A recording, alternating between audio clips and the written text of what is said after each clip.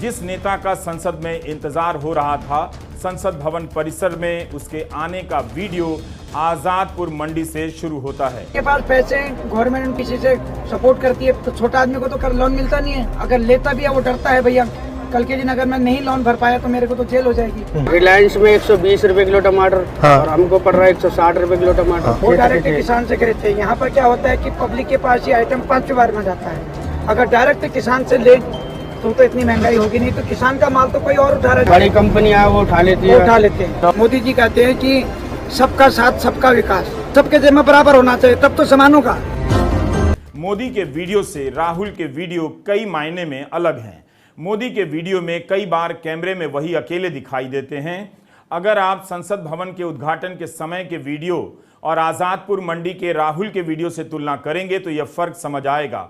संसद भवन के उद्घाटन के वीडियो में प्रधानमंत्री ही प्रधानमंत्री हैं, वही दंडवत हैं, बाकी सारे लंबवत खड़े हैं। मोदी के वीडियो में मोदी ही महान हैं और चारों तरफ मोदी मोदी हैं। राहुल के वीडियो में राहुल महान नहीं लगते हैं, जैसे कोई छात्र है वैसे लगते हैं जो जनता की आवाज सुन रहे हैं और जनता से सीख रहे हैं। उनके आसपास के लोग राहुल गांधी से ज्यादा बोलते नजर आते हैं। खैर, इस वीडियो के प्रदर्शन के बाद राहुल गांधी संसद भवन के परिसर पहुंचे तो वहां भी नजारा प्रदर्शन के जैसा ही रहा। लोकसभा की सदस्यता की बहाली की अधिसूचना आते ही कांग्रेस ने स्वागत करना शुरू कर दिया। बीजेपी के सांसद रामशंकर कठेरिया को भी विशेष एमपी एमएलए कोर्ट द्वारा 2 साल की सजा सुनाई गई है।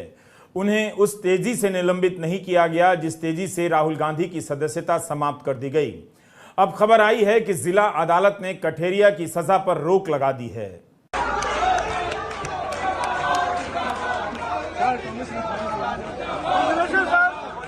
राहुल गांधी के स्वागत के लिए इंडिया गठबंधन के नेता संसद भवन के प्रवेश द्वार पर इंडिया इंडिया के नारे लगाते नजर आए। राहुल गांधी जिंदाबाद के नारे लगा रहे थे। अलग अलग दलों के सांसद राहुल गांधी के लिए नारे लगाते देखे गए। इस एक फैसले ने विपक्ष के गठबंधन के बीच राहुल गांधी की स्वीकृति बढ़ा दी है। इंडिया, इंडिया,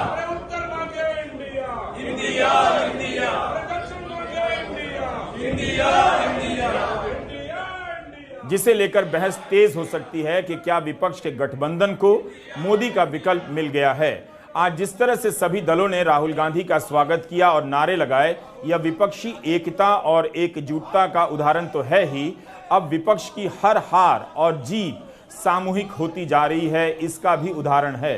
कायदे से यह केवल कांग्रेस पार्टी का कार्यक्रम या प्रदर्शन होना था, लेकिन विपक्ष ने यहां इस तरह से मौजूद होकर जताने की भी कोशिश की कि अब वह हर मामले में एक दूसरे के साथ है। इसके साथ राहुल गांधी संसद भवन में स्थापित गांधी जी की प्रतिमा के पास भी गए और अपना शीश झुकाया। जब वहां से लौटे तो संसद भवन की ऊपरी मंजिल से भी बड़ी संख्या में लोग नीचे की तरफ झांक रहे थे, राहुल गांधी को देख रहे थे। कायदे से देखिए तो यह विपक्ष का समय खराब करने के जैसा है।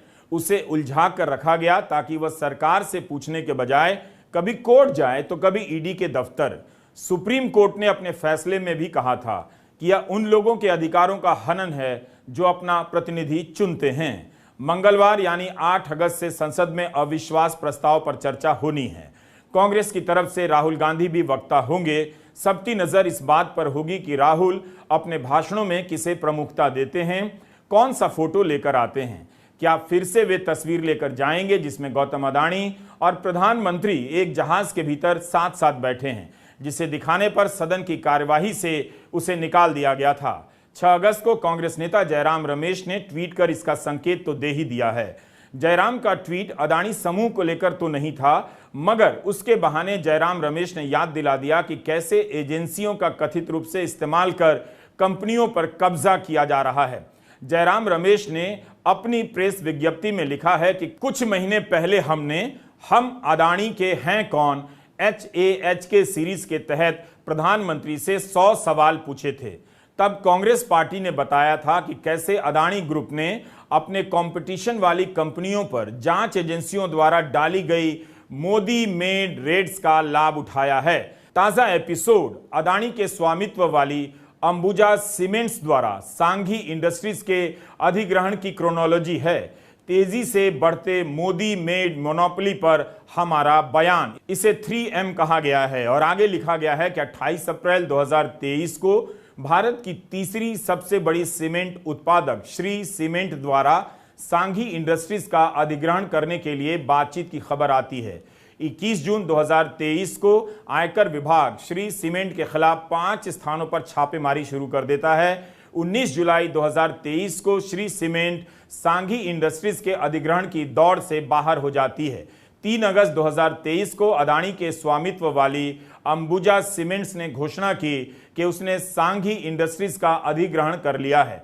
गुजरात के सांघीपुरम में सांघी की यूनिट भारत का सबसे बड़ा सिंगल लोकेशन सीमेंट और क्लिंकर प्लांट है। इससे संबंध सांघीपुरम पोर्ट अदानी के बंदरगाहों के एकाधिकार को भी आगे बढ़ाएगा।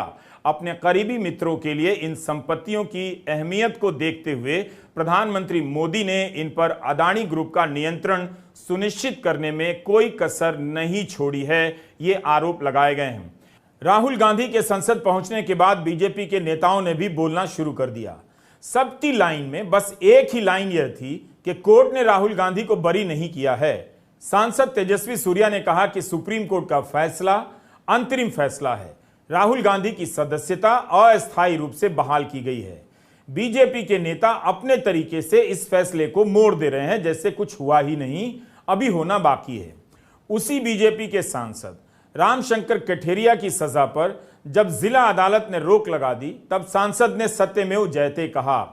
आगरा में उनके समर्थकों ने मिठाइयां बांटी, उनके लिए यह सब ठीक है, राहुल गांधी के लिए जश्न ठीक नहीं है। मुझे लगता है कि यह दुर्भाग्यपूर्ण है।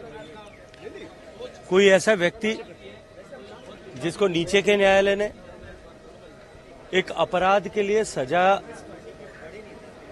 कारित की हो, हाई कोर्ट ने उसकी सजा पर मुहर लगाई हो, सुप्रीम कोर्ट के माननीय न्यायाधीश ने अपने विवेक का उपयोग करते हुए उस सजा पर रोक लगाई है, उनको बरी नहीं किया है, रोक मात्र लगाई है।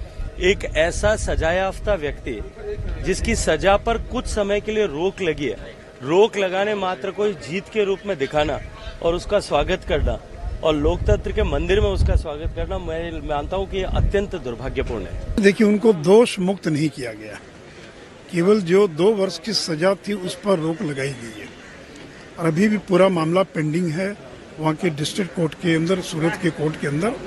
उसका इंतजार करना चाहिए।